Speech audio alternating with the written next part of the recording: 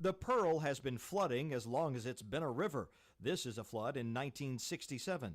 But the benchmark is the Easter flood of 1979, when the river hit a record 43.3 feet on the gauge at Jackson.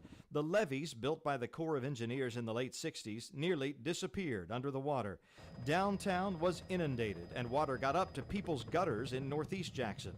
It swamped the few businesses that then existed on Lakeland Drive. Interstate 55 was shut down from Canton to Crystal Springs. Since then, there have been lots of proposals to keep it from happening again. The Chaco Dam in the 1980s, shored up and lengthened levees in the 1990s, and various lake projects in more recent years. None has ever moved forward, so the threat of another flood remains. The way God has directed some of these rain clouds, we've been able to avoid it, but we've come too close. Keith Turner is the attorney for the Rankin-Hines Pearl River Flood and Drainage Control District, created by the state legislature some 50 years ago to oversee flood prevention here. He says a large-scale proposal to widen the river is our best chance yet at preventing another flood. This project has gone further than any other project. I mean, we are in the second of a three-stage review process for the Environmental Impact Statement Feasibility Study. It has got more acceptance and support from both the federal and state levels than we've ever had before in any other project. And so we feel very confident that we're going to be able to make it through the review and get approval from the federal government in the end, and then move on towards construction or financing and then construction. Here's how it would work. This is the waterworks curve on I-55, and right about here in the middle of the river there currently sits a weir. It's sort of a small dam, and it was put there decades ago to keep a minimum amount of water in the river between it and the reservoir.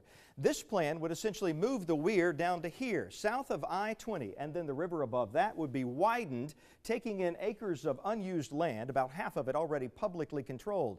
In times of a flood, a much heavier volume of water could then pass right through rather than backing up into people's neighborhoods. The plan's backers say it would also make the larger river more accessible to the public for things like fishing and boating. Those recreational opportunities are something else the U.S. Army Corps of Engineers takes into account during its review. So we're going to give folks access to the river, which really changes. When people have water, people get excited about water.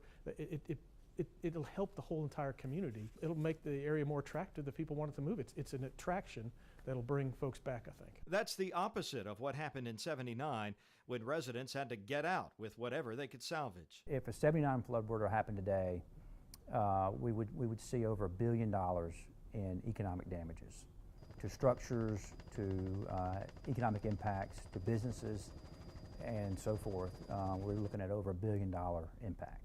So it's very, very important that we do something to go ahead and get ahead of that, where we're not worried about it when it does come, that we are prepared. If this plan passes muster with the Corps and the public, it would cost about $300 million and take about 3 years to complete.